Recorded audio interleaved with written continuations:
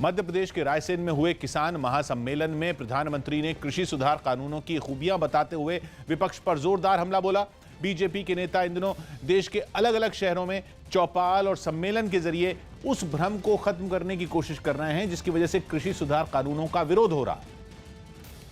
और अब इस मुहिम से प्रधानमंत्री भी जुड़ गए। वो वीडियो कॉन्फ्रेंसिंग के जरिए रायसेन के किसान महासम्मेलन का हिस्सा बने। उन्होंने करीब 53 मिनट के अपने भाषण में कृषि सुधार कानूनों से जुड़े हर उस पहलू पर बात की जिस पर आंदोलन करने वाले किसान संगठन आपत्ति जता रहे हैं। किसान संगठन बिल की जिन बातों का सबसे ज्यादा विरोध कर रहे हैं उनमें एमएसपी सबसे अहम है। यही वजह रही कि प्रधानमंत्री ने एक बार फिर देश के हर किसान को भरोसा दिया कि एमएसपी में कोई बदलाव नहीं होगा। मैं देश के प्रत्येक किसान को ये विश्वास दिलाता हूं कि पहले जैसे एमएसपी दी जाती थी वैसे ही दी जाती रहेगी। एमएसपी न बंद होगी न समाप्त होगी। एमएसपी का जिक्र करते हुए पीएम ने लगे हाथ विपक्ष को भी घेर लिया। पीएम ने आंकड़ों के साथ डंके की चोट पर बात की और कांग्रेस की सरकारों में दाल और गेहूं पर मिलने वाले दाम का जिक्र करते हुए उसे खरी खरी सुना दी। जो लोग किसानों को न एमएसपी दे सके न एमएसपी पर ढंग से खरीद सके वो एमएसपी पर किसानों को गुमराह कर रहे हैं। इसके बाद पीएम ने मंडियों के मुद्दे पर नाराज किसानों को मनाने की कोशिश की। किसान अगर उसको फायदा नजर आता है तो पहले की तरह जाके मंडी में बेचे और बाहर उसको फायदा होता है तो मंडी के बाहर जाने का उसको हक मिलना चाहिए, उसकी मर्जी को। क्या लोकतंत्र में मेरे किसान भाई को इतना हक नहीं हो सकता है? आंदोलन में शामिल किसानों को आशंका है कि नए कानून के जरिए उन्हें इस बात के लिए मजबूर किया जाएगा कि वो अपना अनाज मंडियों में न बेचें। और प्रधानमंत्री ने उनके इसी चिंता को दूर करने की कोशिश की। पीएम ने आरोप लगाया कि कांग्रेस और दूसरी विपक्षी पार्टियां मंडियों के मुद्दे पर भी किसानों को गुमराह करने की कोशिश कर रही हैं और यह दावा किया कि सरकार एक भी मंडी बंद नहीं करना चाहती। 6 महीने हो गए कानून लागू हो गया, हिंदुस्तान के किसी कोने में कहीं पर भी एक भी मंडी बंद नहीं हुई है। फिर क्यों झूठ फैलाया जा रहा है? फिर ये एपीएमसी बंद किए जाने की बात कहां से आई? बिना सैर पैर बस झूठ फैलाओ, बार बार बोलो।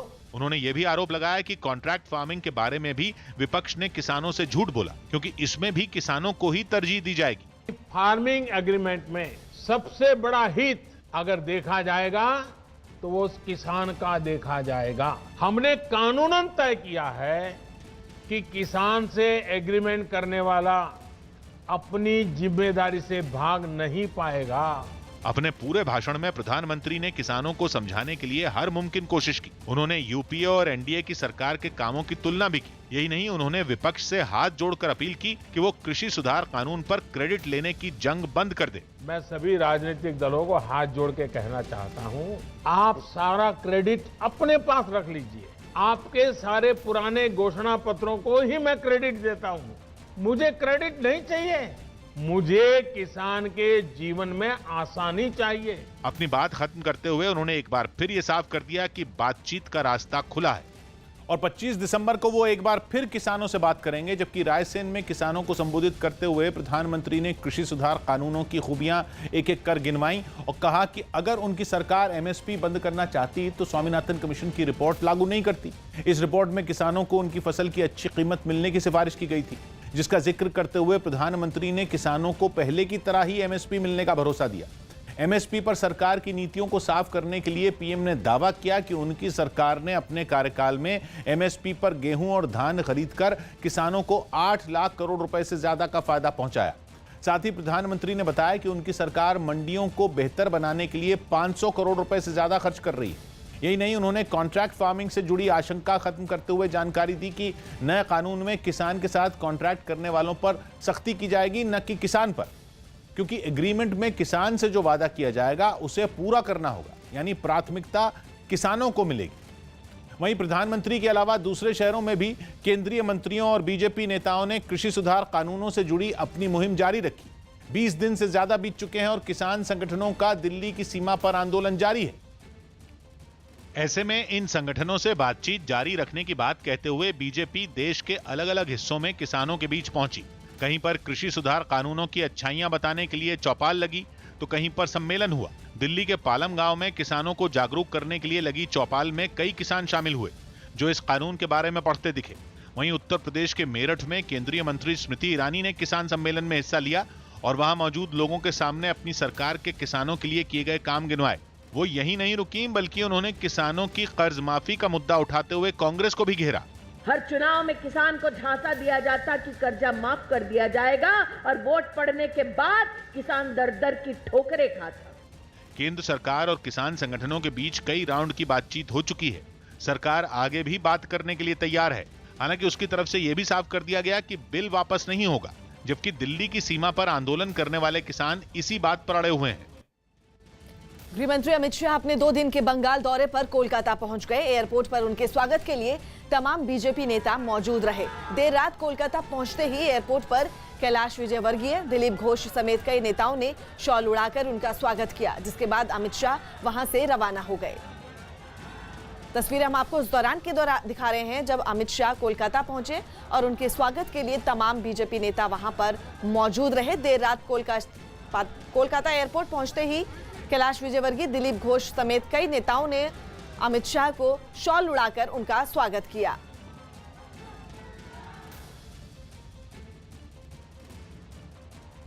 कोलकाता पहुंचने पर अमित शाह ने एक ट्वीट भी किया। उन्होंने अपने ट्वीट में लिखा कि मैं कोलकाता पहुंच गया हूं।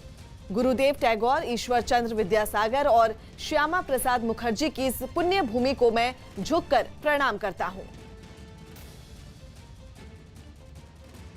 गृहमंत्री अमित शाह 2 दिन के पश्चिम बंगाल दौरे पर अगले साल होने वाले विधानसभा चुनाव की तैयारियों के लिए कई अहम बैठक करेंगे। पिछले दिनों राज्य में हुई राजनीतिक घटनाओं की वजह से अमित शाह के इस दौरे को काफी महत्वपूर्ण माना जा रहा है। करीब 1 महीने पहले अमित शाह ने बंगाल विधानसभा में 200 सीटें जीतने का लक्ष्य तय किया था और उसी लक्ष्य को अंजाम तक पहुंचाने के लिए उन्होंने कमान संभाल ली है।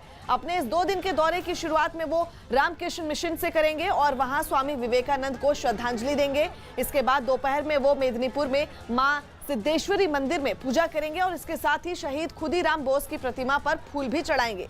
दोपहर में ही वो देवी महामाया मंदिर में पूजा करेंगे, जिसके बाद अमित शाह मेदिनीपुर के बेलीजोरी गांव में एक किसान के घर खाना खाएंगे, जहां इसके बाद वो मेदिनीपुर में एक रैली को भी संबोधित करेंगे और शाम को कोलकाता में पार्टी कार्यकर्ताओं के साथ बैठक करेंगे।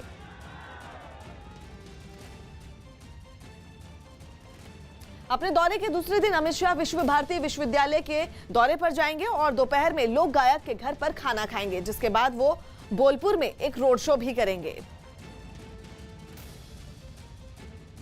तो आपको विस्तार से हम जानकारी दे रहे हैं। अमित शाह का जो पूरा कार्यक्रम रहेगा उसके बारे में बता रहे हैं। अपने 2 दिन के दौरे पर अमित शाह पहुंचे हैं कोलकाता और दूसरे दिन वो विश्व भारती विश्वविद्यालय के दौरे पर जाएंगे और दोपहर में लोक गायक के घर पर खाना खाएंगे, जिसके बाद वो बोलपुर में एक रोड शो भी करेंगे।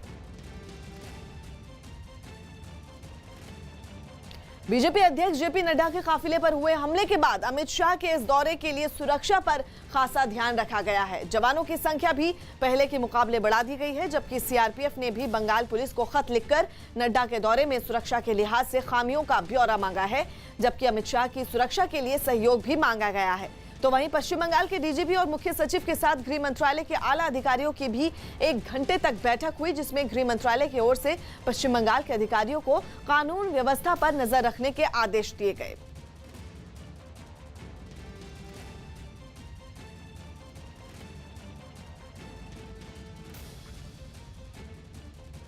इस बीच बंगाल में बीजेपी के प्रभारी कैलाश विजयवर्गीय ने न्यूज 18 के सामने ये बड़ा दावा किया कि जल्द ही टीएमसी के कई सांसद और विधायक बीजेपी में शामिल होंगे।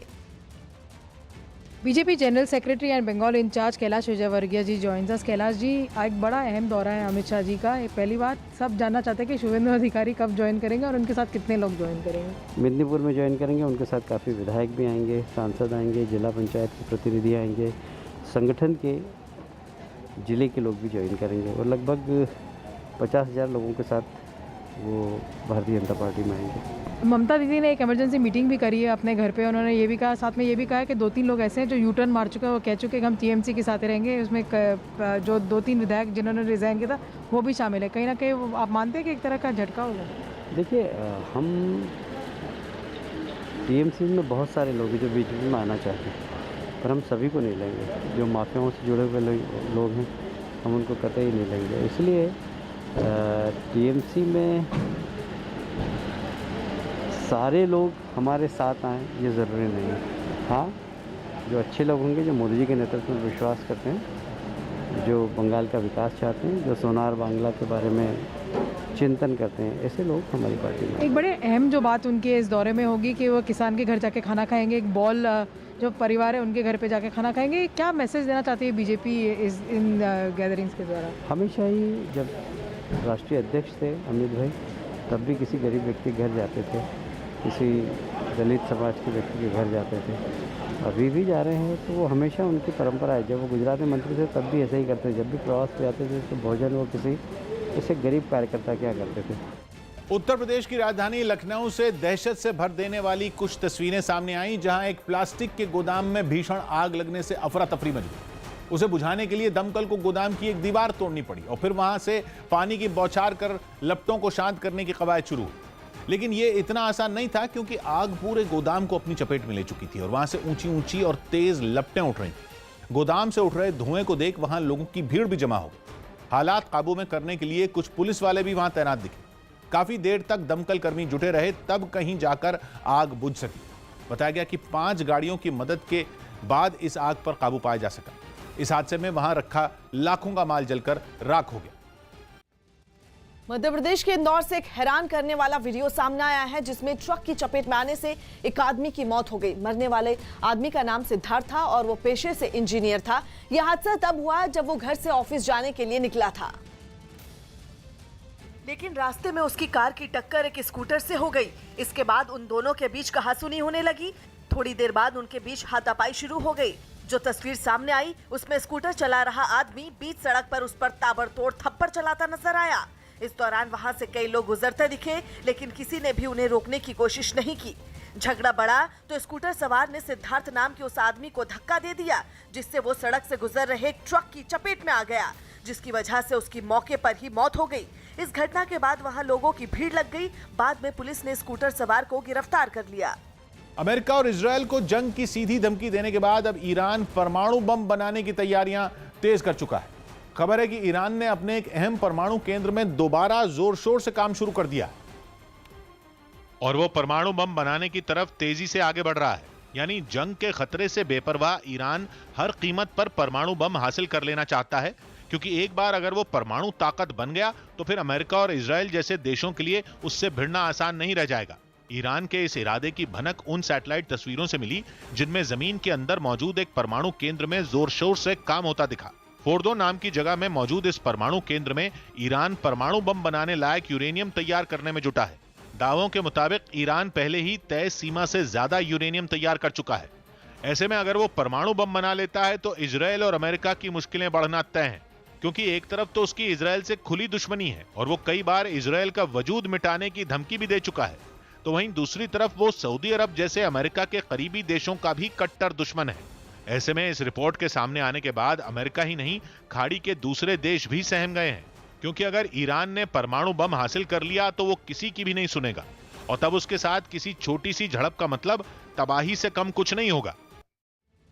पश्चिम बंगाल में अमित शाह के दौरे से पहले टीएमसी और बीजेपी एक दूसरे से ट्विटर में भिड़ गए। टीएमसी ने अमित शाह के एक पोस्टर के जरिए बीजेपी पर हमला बोल दिया और रविंद्रनाथ टैगोर का अपमान करने का आरोप लगाया, जिसके जवाब में बंगाल बीजेपी ने भी टीएमसी पर हमला बोल दिया और एक के बाद एक 2 तस्वीरें ट्वीट की, जिनमें पहली तस्वीर में ममता बनर्जी के एक पोस्टर के नीचे सुभाष चंद्र बोस की तस्वीर नजर आई और दूसरी में रविंद्रनाथ टैगोर की मूर्ति के ऊपर ममता बनर्जी का होर्डिंग लगा दिखाई दिया। बीजेपी ने इन तस्वीरों के जरिए ममता बनर्जी को ही घेरने की कोशिश की।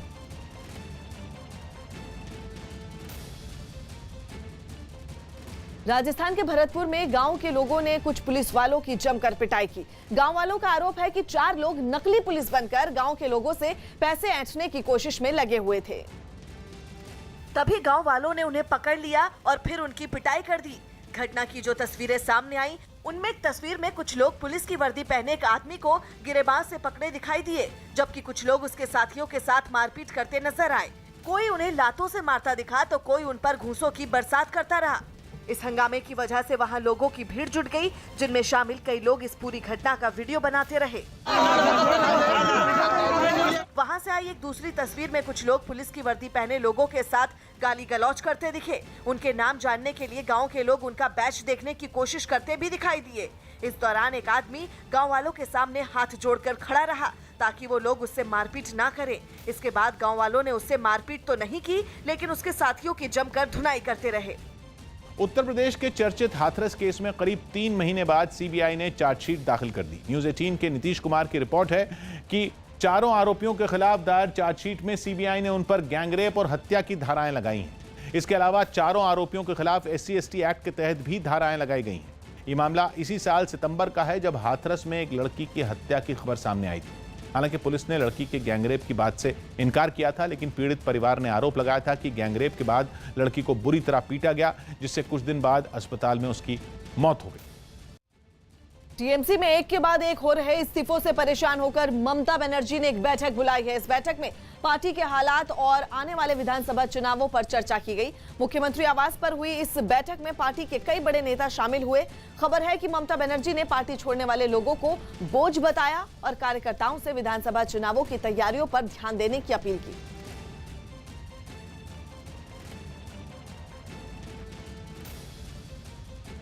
कांग्रेस की कार्यकारी अध्यक्ष सोनिया गांधी आज पार्टी के कई नेताओं से मुलाकात करेंगी। इस बैठक में किसान आंदोलन पर पार्टी के रुख और पश्चिम बंगाल, असम और तमिलनाडु में गठबंधन पर चर्चा होने की संभावना है। और इसके साथ ही पार्टी से नाराज होकर चिट्ठी लिखने वाले नेताओं से भी सोनिया गांधी मुलाकात करेंगी। खबर है कि सोनिया से मिलने आने वाले सभी नेताओं से कोरोना टेस्ट करवाने और नेगेटिव आने पर ही बैठक में शामिल होने की सलाह दी गई है। इस बैठक में सोनिया गांधी के साथ राहुल गांधी भी शामिल रहेंगे। इंडोनेशिया की राजधानी जकार्ता में एक धर्मगुरु की गिरफ्तारी पर उनके समर्थक भड़क गए। उनको रिहा करने की मांग पर लोगों ने सड़क पर कोहराम मचा दिया और वहीं जम गए। हालात इतने बिगड़ गए कि उन्हें संभालने के लिए पुलिस के दंगा निरोधी दस्ते को उतरना पड़ा। हिंसा की आशंका में पुलिस के जवान पूरी तैयारी के साथ पहुंचे। सिर पर हेलमेट और हाथों में ढाल लिए वो गिरफ्तार धर्मगुरु के आग बबूला समर्थकों के आगे खड़े तो हो गए, लेकिन समर्थक भी कहां पीछे हटने वाले थे। वो पुलिस के साथ धक्का मुक्की करने लगे,